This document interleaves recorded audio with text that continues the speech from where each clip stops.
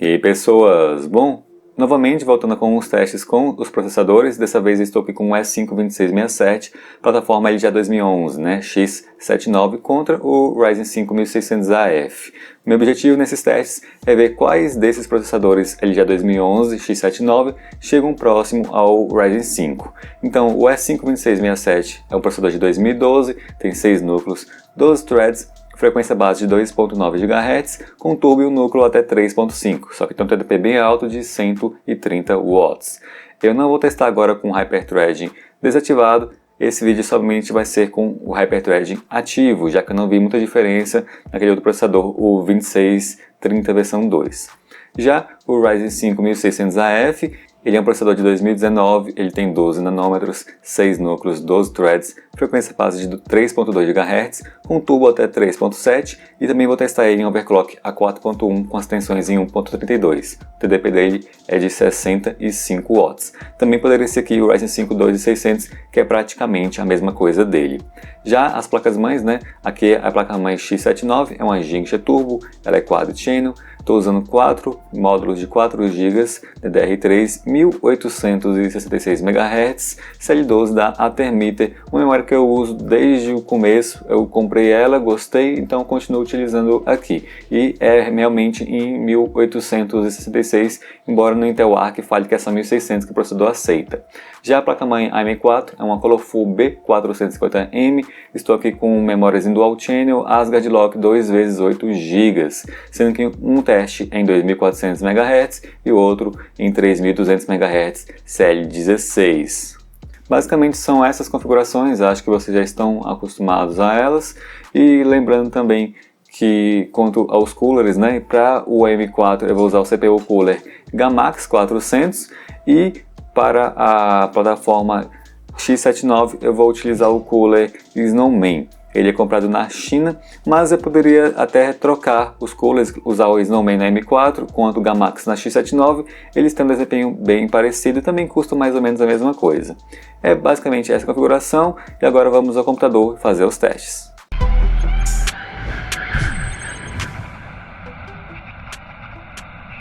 O primeiro teste, como sempre, é no CPU-ID, só para fazer um benchmark sintético, onde vocês vão ver o single thread e multithread. No single thread, o Ryzen 5 1600AF em estoque fez 421 pontos, o 2667 fez 324 pontos e o 1600AF em overclock fez 467 pontos.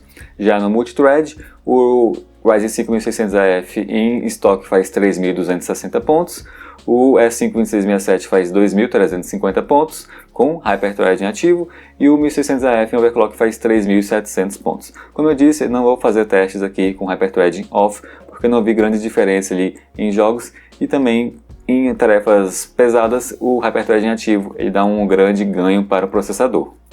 Já em programas de uso diário, primeiramente o WinRAR, fiz uma compressão de uma pasta ali de 1 GB e o Ryzen 5 1600AF demorou 1 minuto e 13 segundos para fazer essa compressão. O S5 2667 demorou 1 minuto e 20 segundos e o 1600AF em overclock demorou 1 minuto e 15 segundos. Então tem uma diferença ali de 7 a 5 segundos em relação ao 2667 para o 1600AF. Só que o WinRAR não é tão otimizado assim, então vamos a outros programas para ver como que essas diferenças continuarão. O próximo programa aqui é o Filmora, é o programa que eu estou editando esse vídeo. Eu fiz uma edição ali de um arquivo de 5 minutos e meio para vocês verem mais ou menos como ficaria para o YouTube. Já no Filmora eu consegui a seguinte diferença. O Ryzen 1600AF em estoque demorou 3 minutos e 10 segundos para fazer a renderização dessa edição, o 2667 demorou 15 minutos e 20 segundos e o 1600AF em overclock demorou 12 minutos e 30 segundos. Uma boa diferença, né? Mas já era esperado por conta do baixo clock do 2667. Já o outro programa é o Adobe Premiere Pro CC, muitas pessoas utilizam ele, é um programa bem pesado. No Adobe Premiere fez a mesma edição do Filmora e o resultado foi o seguinte: o 1600AF em estoque demorou 8 minutos, o 2667 demorou 9 minutos e 57 segundos e o 1600AF demorou 7 minutos e 30 segundos em overclock. Então, novamente, é uma boa diferença, 2 minutos da versão estoque para o 2667. E o último programa é o Media Coder. Eu fiz uma compressão de um arquivo de 5 minutos e meio usando o codec X264 e o resultado foi o seguinte: O Ryzen 5 1600F demorou 2 minutos e 45 segundos, o 2667 demorou 4 minutos e o 1600AF em overclock demorou 2 minutos e 35 segundos. Então, novamente, foi uma diferença boa do 1600AF em estoque para o 2667, cerca de 1 minuto e 20 segundos. Vamos agora para os testes em jogos, lembrando que eu vou utilizar aqui um RTX 2060 e vou colocar a maioria dos gráficos no baixo para forçar o gargalo entre os processadores e assim a gente vai ter uma diferença maior entre eles. O primeiro jogo, né, é o Assassin's Creed Odyssey, estou testando aqui em Full HD com os gráficos no baixo. Todos esses testes aqui eu faço ali por ordem alfabética. Lembrando que vocês devem também ver o 1% low, vocês devem ver a utilização da placa de vídeo. Isso é bem importante, como vocês podem perceber ali, o Ryzen 5 1600F usa muito mais da placa de vídeo do que o 2667. O resultado aqui das médias de FPS dos processadores foram os seguintes. O 1600AF em estoque ficou com a média de 89 FPS, o 2667 com Hyperthread ficou com a média de 74 FPS e o 1600AF em overclock ficou com a média de 99 FPS. Então, uma diferença ali de 15 FPS do 1600AF em estoque para o 2667. Eu acho uma boa diferença. Counter-Strike Global Offensive é o próximo jogo. Aqui eu utilizei em Full HD também, com as configurações no baixo. Simplesmente só o shader que estava no muito alto, porque eu acabei usando como padrão mesmo, mas isso não influencia tanto assim. No Counter-Strike Global Offensive você sabe que ele não utiliza tanto assim núcleos e threads, né? Um processador de 4 núcleos e 4 threads dá conta facilmente desse jogo aqui. Ele prefere mais instruções por ciclos, famoso IPC, e também frequências altas. Aqui o 1600F fica bem melhor já que o 2667. Em estoque ele faz 316 FPS na média, o 2667 faz 250 e o 1600AF em overclock faz 378. Esse aqui é um dos únicos jogos onde, se eu colocasse o Hyperthread em ativo, o 2667 obteria uma média de FPS maior. Mas como eu disse, eu não estou testando processadores de 6 núcleos e 12 threads com o Hyperthread desativado, porque ele em outros jogos ele não fica tão legal assim. Então eu resolvi, para também economizar tempo, não utilizar o Hyperthread desativado. O próximo jogo é o Far Cry New Dawn, também em Full HD com as qualidades gráficas no baixo. Esse jogo aqui ele possui 4 níveis de qualidade, então estou realmente usando no primeiro nível delas. Vocês podem ver ali que a utilização da placa de vídeo fica maior para o lado do 1600AF do que para o 2667, e isso vai ser basicamente uma constante em praticamente todos os jogos. Ainda mais esses da Ubisoft, você vai ver uma diferença maior entre eles. A média aqui do 1600AF em estoque foi de 94 FPS, do 2667 foi de 78 FPS e do 1600AF em overclock foi de 106 FPS.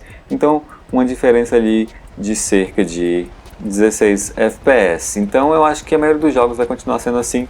O Ryzen 5 1600AF em estoque vai ter uma diferença ali de 15% em jogos para o 2667. Vamos para o próximo para ver se isso se mantém. O próximo jogo é o Forza Horizon 4. Aqui eu não utilizei no baixo e coloquei qualidade gráfica no médio, porque ele já gera uma grande quantidade de FPS e também porque nos testes que eu fiz ele não funciona bem com RTX com qualidades gráficas baixas. Ela não lida bem, ela fica muito ociosa, então é preferível colocar no médio. Aqui o 1600AF fez uma média de 119 FPS, o 2667 fez uma média de 94 FPS e o 1600 em overclock fez uma média de 137 FPS. Novamente, uma boa diferença ali de cerca de 25 FPS do estoque do 1600AF para o 2667. Aqui a diferença entre os processadores foi até um pouco maior, né? Foi uma diferença de 20% do 1600AF em estoque para o 2667. Próximo jogo é o Gear 5. Esse aqui ele tem muitas opções de qualidade gráfica, mas eu deixei ele no baixo porque já gera uma média de FPS ali de 100. Então eu posso usar o 1600AF sempre como base, ficando ali em 100 para vocês terem a noção dos outros processadores. No Gear 5 eu consegui uma média de FPS com 1600AF em estoque de 102 FPS, o 2667 fez 80 FPS e o 1600AF em overclock fez 117 FPS. Então, assim como no Forza Horizon, uma diferença de 20% do 1600AF em estoque para o S5 2667. O próximo jogo é o GTA V.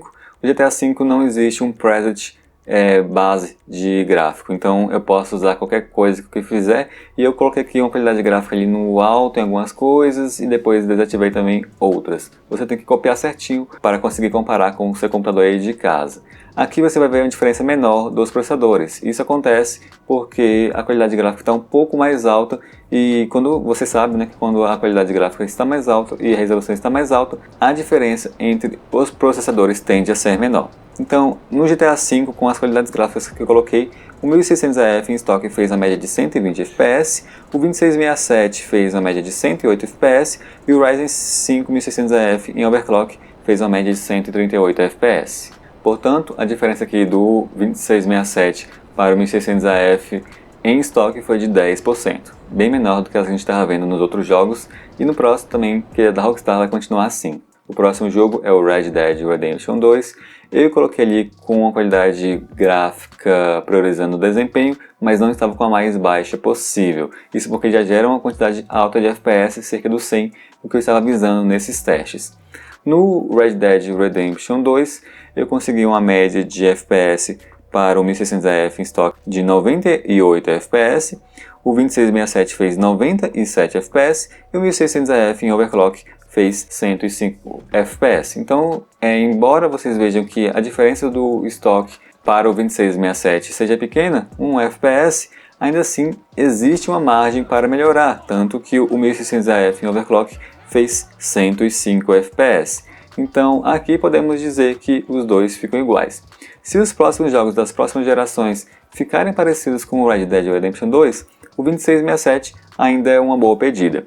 Se os próximos jogos das próximas gerações forem parecidos com Assassin's Creed Odyssey ou com o Far Cry e outros jogos assim, aí o 2667 não vai ser um processador tão legal assim, porque ele está com um valor mais elevado se for comparado ali com o S5 1620.